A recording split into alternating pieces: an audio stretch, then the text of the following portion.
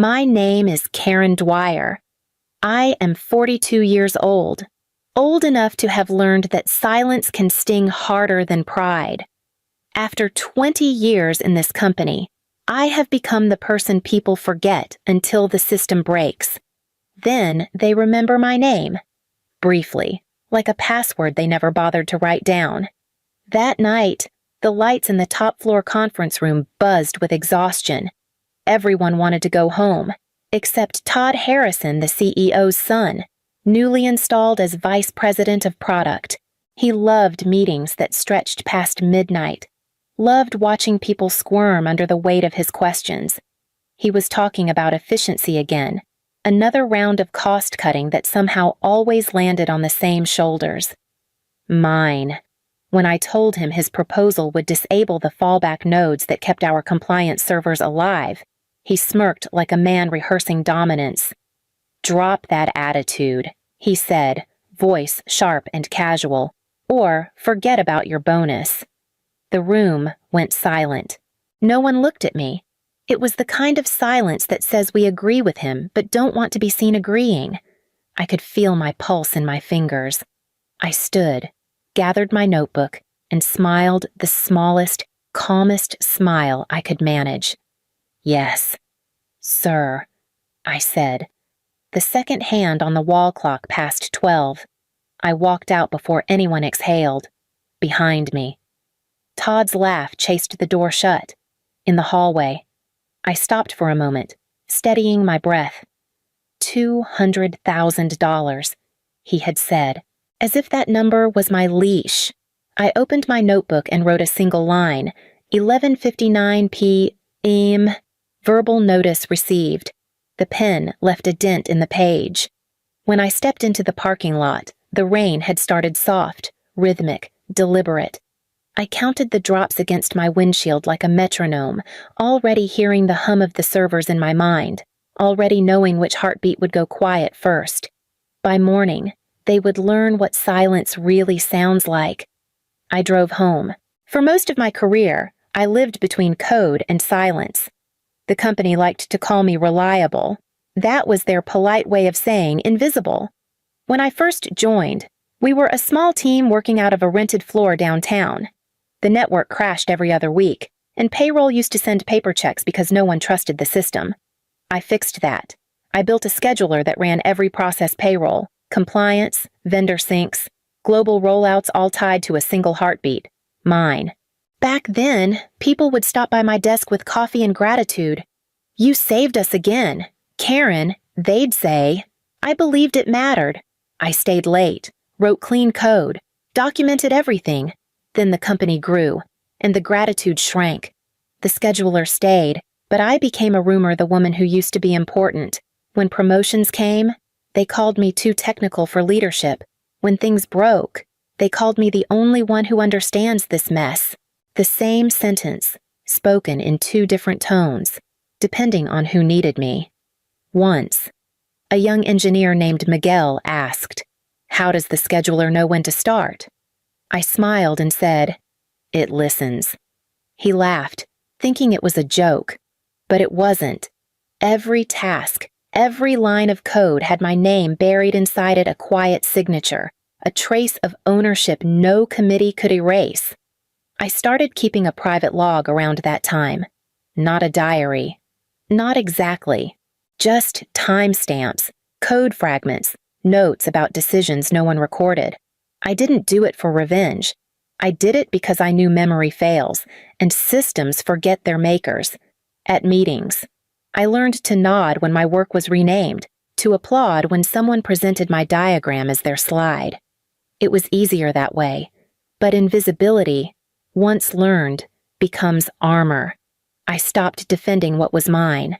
I just built it stronger, layer after layer, until the system could stand without me. Or so they thought. When the lights flickered in my office that night, I looked up from the terminal and smiled. The heartbeat was still listening. Todd Harrison arrived with the kind of energy that fills a room before the person even opens their mouth. He was 35, freshly transferred from the East Coast branch, armed with an MBA, a new title. and the confidence of someone who had never been told no. He introduced himself at the Monday all-hands meeting like a keynote speaker at his own celebration.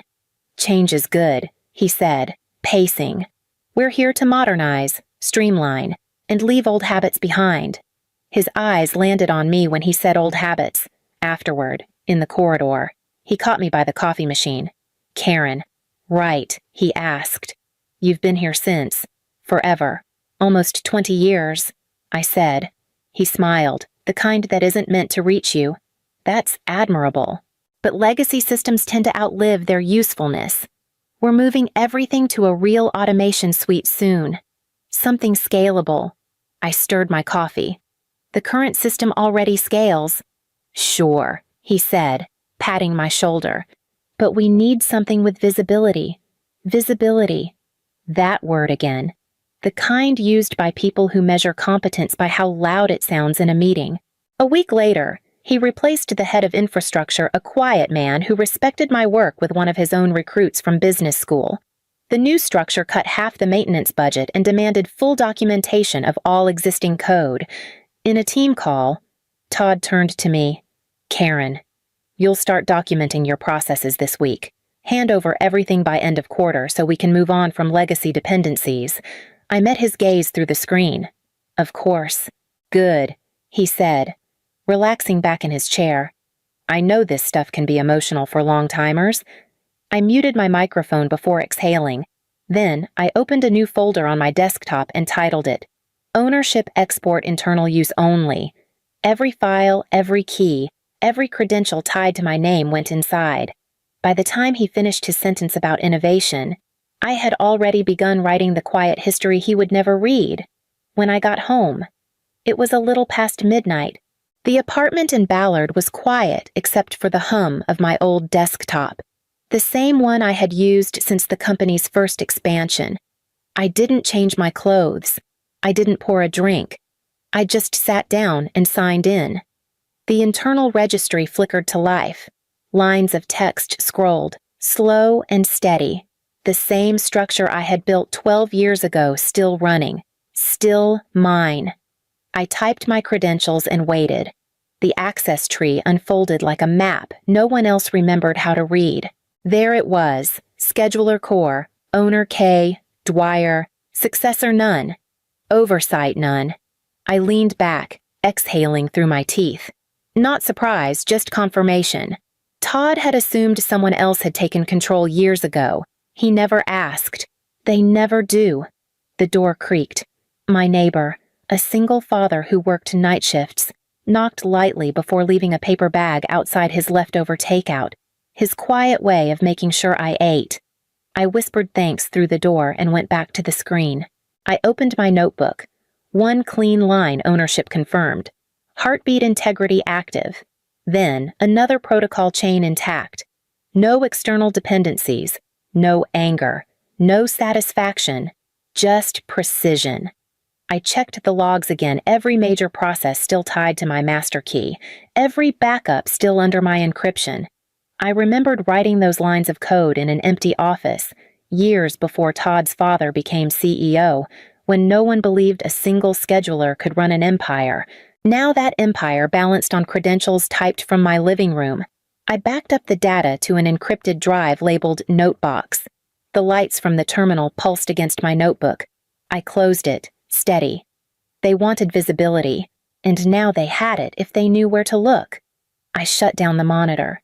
The hum faded until there was only my heartbeat. Steady and slow. The system slept. So did the city. By morning, both would wake differently. At 7:59 that morning, the system finally spoke.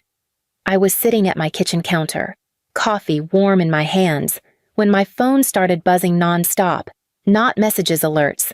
Every server I once watched over was crying out at once, the same red banner echoing across departments. Access denied, owner not recognized. Inside the office, someone must have stood up first. I could picture the reaction like muscle memory. The payroll coordinator calling it, finance shouting down the hallway, compliance checking their inboxes and finding empty exports where automated reports should have been. Then, The message that would start the panic legal to all teams. Has anyone seen Karen Dwyer? They would search Slack next. My status hadn't changed in 12 hours. Offline recharge mode. The smiling emoji I'd left there weeks ago suddenly looked like prophecy. The first call came from Miguel, the young engineer who had once asked how the scheduler knew when to start. His voice was tight. "Karen, something's wrong. The dashboards aren't loading." "They are," I said quietly. "Just not for you." He hesitated. "Did you do something?" I maintained the system exactly as designed. I said, "If ownership isn't verified." The scheduler pauses. "That's safety, not sabotage." "People are freaking out," he said. "Todd's in legal's office." "He said I know what he said." I interrupted. "And I know what I built." He was silent for a moment, then whispered, "You're calm, because it's working." I replied. I ended the call and placed the phone face down. Across town, the building would now be lit up like a storm. Monitors flashing, voices rising, meetings forming out of thin air. The machine they took for granted had stopped breathing, just long enough to remind them who gave it lungs. I took another sip of coffee. Steady and slow. The morning rush outside my window carried on as if nothing had changed. Inside, an empire held its breath. By 8:30, the company was in full lockdown mode. I could tell by the number of secure notifications pinging through the encrypted backup I still had access to panic disguised as procedure. Jorge from IT was probably the first to dig deep enough. He'd been there for almost as long as I had, one of the few who still understood the skeleton of my design. I imagined him running trace commands, trying to find where the permissions failed. Every path would lead to the same place: my name. At 8:42, I received a message from an unfamiliar number. "Legal department. Please respond immediately." I didn't. Across town, they were pulling every access log they could find. Finance reported stalled transactions. Compliance noted missing data exports. HR, always the last to understand, sent a draft memo titled "Performance Concern Failure to Transition Key Assets." I didn't need to see it to know the tone polite disbelief wrapped around corporate threat. Then, the first voice recording surfaced from the conference bridge. A lawyer muttered, "Every failed command traces back to Dwyer's credentials." "She shut it down," Todd demanded. "No," Jorge said quietly. "Look at the logs. No deletions, no edits, no tampering. It's running as written." "What do you mean, as written?" Jorge scrolled, then froze. My note from 6 years earlier glowed on the projector screen. "If this still points to me, no one did their job. Good luck." Someone laughed, nervous, sharp. The lawyer exhaled. "She warned us." Todd's voice cracked. "Get her on the phone. She's not answering." HR said, "Then lock her out." He snapped. "Technically, we can't," Jorge said. "She still holds the primary credential." For a moment, silence filled the line. I could almost hear it from my apartment, the sound of hierarchy collapsing under its own weight. I closed my laptop and wrote another line in my notebook, "Audit complete." Integrity verified. Reaction predictable. The system didn't need defending. The truth was already speaking, line by line. By 9:15, the building was still burning quietly, emails flying faster than solutions. I hadn't answered a single call. Instead, I opened a blank message and began to type. "Subject restoration agreement offer valid until noon." I wrote it like I wrote code, simple, exact. No emotion. To restore the scheduler and resume operations, the following conditions must be met. 1. The full performance bonus previously threatened, $200,000, reinstated immediately. 2. A formal written apology signed by executive leadership acknowledging hostile conduct and mismanagement. 3. A limited consulting engagement, 6 months, $1.3 million paid up front, no non-compete clause. 4. Upon completion, I will personally revoke all remaining credentials tied to my name. I read it twice. then attached my credentials file encrypted, untouchable without me, and hit send to legal, copying the board. Minutes later, my phone rang. It was Miguel. "Karen, what did you just do? They're freaking out. I gave them a choice. I said, they're calling it extortion. They can call it whatever helps them sleep."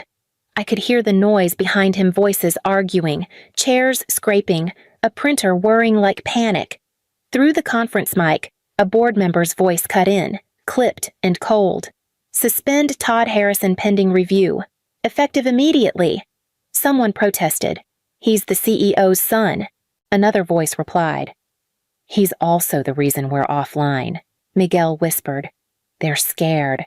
They should be," I said softly. "They built their success on something they never owned." He hesitated. "Are you coming back?" "I never left." I told him. "I'm just not invisible anymore." After the call, I poured another cup of coffee and stared at the clock on the stove. The second hand moved slow, steady. My inbox filled with auto replies, read receipts, escalating subject lines. Then one message appeared at the top. "From General Counsel. We've received your offer. The board is convening." I closed the laptop and leaned back, calm. They would decide soon enough how much silence was worth. By 10:30, the company had turned into a war room. My inbox pulsed with new subject lines every few minutes. Urgent contract review, immediate response required, final wording approval. They were negotiating with themselves now, trying to sound in control. At 11:15, a message from legal arrived, preliminary acceptance pending board approval. Please stand by for execution copy. I set the phone beside my mug and watched the steam fade. They had finally realized what this was never about revenge or ransom. It was a transaction. At 11:42, Miguel called again. They're all in one room. Legal, finance, the interim COO. Todd's gone. Suspended, I asked, officially on leave. Unofficially. He's not coming back. Through the speaker, I could hear voices overlapping, the sound of people reading from papers they didn't write. The board's voting now. Miguel whispered. They're signing everything. Even the apology letter. Good, I said. Make sure they send the final signature log. At 11:58, it arrived. A digital packet of files, all properly signed and time-stamped. The last signature came from the COO, 11:59 and 47 seconds. I opened my laptop. The terminal greeted me like an old friend. 1 login, 3 commands, heartbeat restored. The screens across the city must have shifted at once. Dashboards refreshing, payroll resuming, data exports humming back to life. The system inhaled. My phone buzzed again. Message after message. Thank you. We're back online. Karen, you saved us. I didn't reply. My cursor blinked in the terminal, waiting for the final instruction. I typed the closing command and paused, fingers resting on the keys. The system was steady again, balanced, obedient. No applause, no chaos, just quiet precision the way I had built it to be. I logged out. The hum softened. My reflection caught in the dark screen looked calm, almost detached. Outside, a clock somewhere struck 12. The next morning, I arrived before anyone else. The building felt quieter than I remembered, like the network itself had exhaled after holding its breath too long. My credentials still worked. Security nodded as I walked in, eyes careful, unsure whether to smile or salute. I went straight to the server room, signed in one last time, and began deleting my access keys. Each confirmation window blinked, asking the same question, "Are you sure?" Yes, I was sure. When the last file cleared, I opened the console and left one final message in the code. You don't need me anymore. Just learn to be better stewards. The words looked strange on the black screen, too human to belong there, too calm to be revenge. I saved the file and closed the terminal. On the top floor, the executive corridor was half lit, stripped of its usual noise. The glass walls reflected an empty kind of success. Todd's office door was open, the nameplate already gone. Inside, the desk was bare except for a lone chair pushed neatly against the window. The new chief technology officer, a man I'd seen only in meetings, was waiting near the elevator. He looked barely 30, dressed too formally for a day like this. "Ms. Dwyer," he said. His voice carried more hesitation than authority. "I just wanted to say, what you did, it was extraordinary. What I did was overdue," I replied. He nodded, lowering his eyes as I passed. No handshake, no performance, just acknowledgement. I walked down the corridor slowly, the echo of my footsteps the only applause I would ever need. At the elevator, Miguel appeared from the stairwell, clutching a folder. "They asked if you'd stay on longer," he said. I smiled. "They already have everything they need." He looked down, then back up. "It's different without you. It should be," I said. "That's the point." The elevator doors opened with a soft chime. I stepped inside and pressed the ground floor.